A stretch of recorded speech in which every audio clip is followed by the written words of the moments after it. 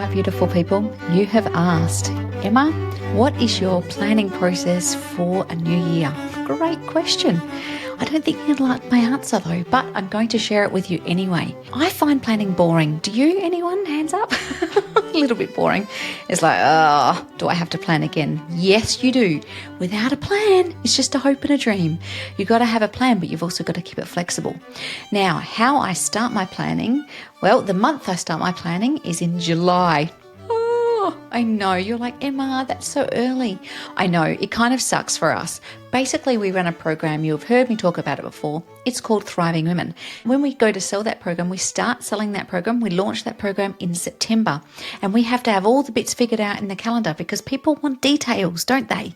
If you're going to buy a program, you want to know when it's going to run, how it's going to run, what's going to happen, etc., etc. That means the Emma McQueen planning cycle starts in July. Sometimes it starts in August. But we have to make sure that we do that so there's enough space for other things when they pop up.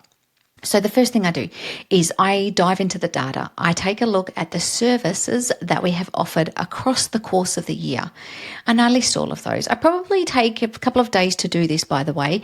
It's a meeting with myself. I take myself off and I have a meeting with myself, and I print out all the data. All the data's all at my fingertips. I look at Xero. I look at our email list. I look at all the things. I look at my gut instinct. I look at the feedback that we get. I kind of have a few different data points here. The very first question I ask myself, though, is, has this service or offering given me joy, or has it stolen my joy? Because if I don't love doing it, the chances are I don't give my clients the best possible experience. And if something is stealing my joy, we got to get rid of it. We got to ditch it. We got to trash it, because there'll be something else that will help me feel more joyful. So if the answer is it's stolen my joy, I don't have too many years like this now, but when I was starting, I did roll out a lot of different things, and some of them just took my energy, stole my joy, and I had to, in the end, ditch them. Now, I will put a caveat on this. These things are hard to ditch if they're making you money. If they are making you money and you feel like you still need to ditch it, just make sure you've got another revenue source to top it up. So a number of years ago now, I made a decision to cut out $500,000 in our business through corporate programming.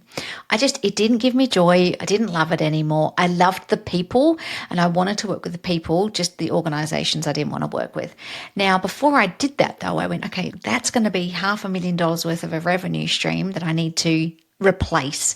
So then I started working on replacing that revenue stream before I started killing the first one. So let's be smart about how we do that, right? Just because it makes commercial sense doesn't mean you need to keep doing it. But also, if it makes commercial sense, you need to make sure that you're happy to either cut that off or replace it with something. So the first question, write it down. Does it give me joy, or does it steal my joy? Because you know what? We have lots of joy and it can be stolen like that, and your energy can be ruined. The second question I ask myself is about financials. So I dive a bit deeper than just the joy question. So I want to look, has the service done as well as I wanted it to? Have I put in the effort that is necessary to make it work? Is there something that was missing? Was it not the right timing? Would I change anything if I was to roll it out again?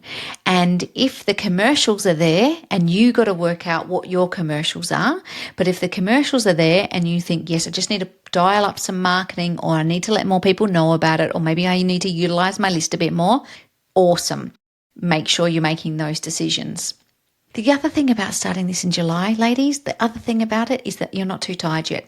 You start doing this in November, December, you probably don't give two craps about what's actually going on because you're tired. So July or August is a great time to start planning. Please come on that bandwagon with me. That would be amazing. The third question has a few different parts in it. The things which is connected to joy, but also connected to energy and time. Do I want to keep doing this thing? So, for instance, my Thriving Women program, that's going into its 7th year. I love that program with all my heart. Yes, I want to keep doing that.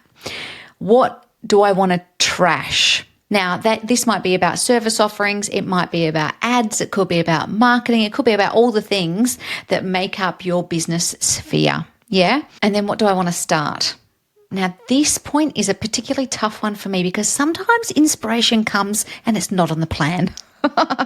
That's where having space on the plan to be creative and get inspired kind of works. An example of this I have spoken about in a previous episode was our business development sprint that we did. So I had this idea after Day with the Queen, we would take a group of women through an hour of power a day business development. And then I expanded that out and we had like 60 women do that business development sprint. Now that couldn't have come at a worse time. I was in the middle of a launch for Thriving Women. We were doing our planning and I had an event coming up. But we did it anyway because it felt right. It felt aligned to me. And it was a happy accident. In fact, I reckon one of the happiest accidents I've had in my whole business. See, after 7 years, you can still have happy accidents. It was so energetically aligned to me. I even had people solo poloing me. We use a system called Marco Polo. I even had people solo poloing me saying, you are glowing in this challenge. And you know what? I reckon I was. I was because I was so in service to the group and helping them get their results. I was just in my element. Of course, I had already done my planning by the time we did this, so I've snuck it in, much to Serena's disgrace. The thing about being an entrepreneur and having lots of ideas is that someone has to implement them. And I am very lucky to have Serena. Shout out to Serena because she does listen to this podcast. She is my sister. She's the smart one. And she lives in Western Australia and she's also my business manager. And she cringes when I say something like, hey, I've got an idea. She's like, oh, how is this going to impact me? Anyway, she's beautiful and she does all the things that we need to do. But I was like, this business development sprint, this has legs on it. I think people need this. I think we need to do this. And she's like, righto, what do we need to do? So we've decided that we're going to run that 3 times a year. But actually, what that actually needs is that now we need to formalize some stuff. So the last one, and I like to experiment. So the last one was literally just a happy accident. I did it all very low tech and I was okay to experiment that way. And I know that there are a lot of women who go, oh, I need my offer to be perfect. The copy has to be right. The landing page has to be up. I need to make sure I've got all the bits before I hit go. No, you don't. Let's take imperfect action. I am the queen of it.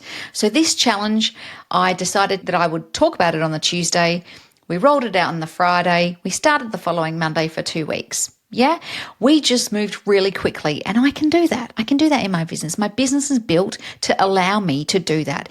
Is your business built with space in it so that if you had a creative idea, you could outwork it really well, you could test the market and then make it perfect?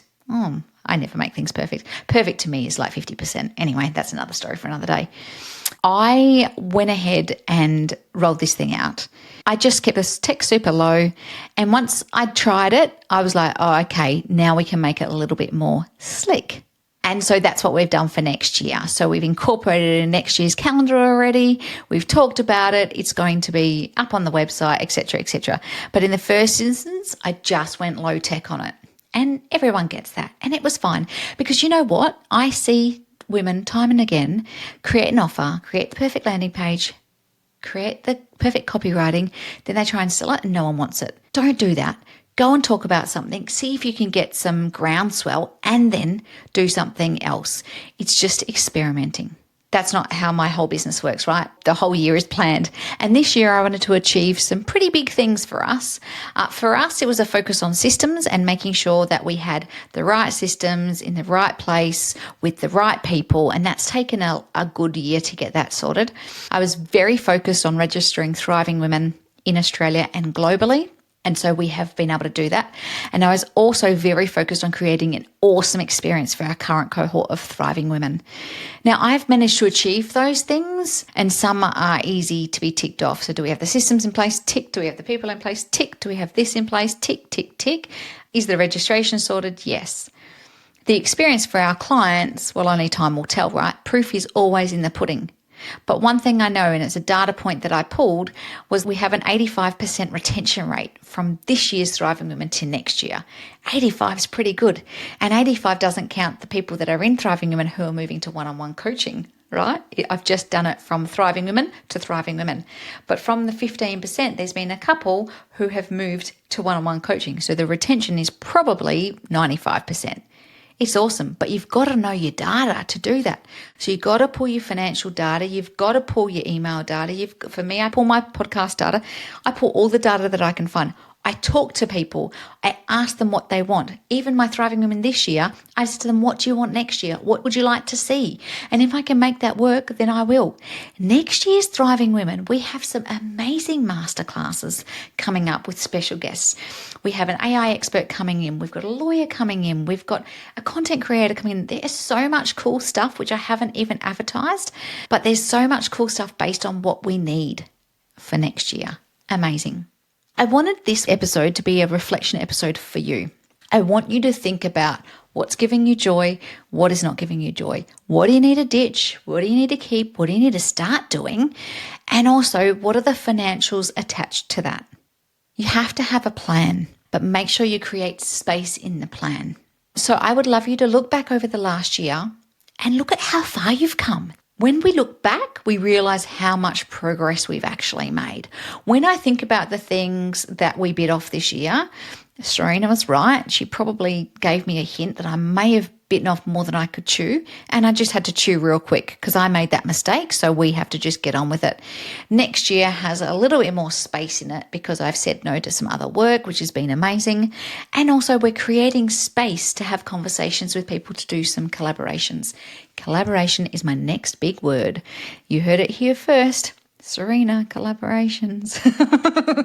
So we're going to collaborate with a lot of different people next year. Watch this space. Anyway, I realize it's not July anymore, but it's still a really good process to go through if you can carve out a day or two and just look at your data, look at your financials, have a look at what gives you joy. And I can't wait to see what you decide to cut out, what you decide to keep, and what you might start. So exciting. Let me know how you go. Love to hear.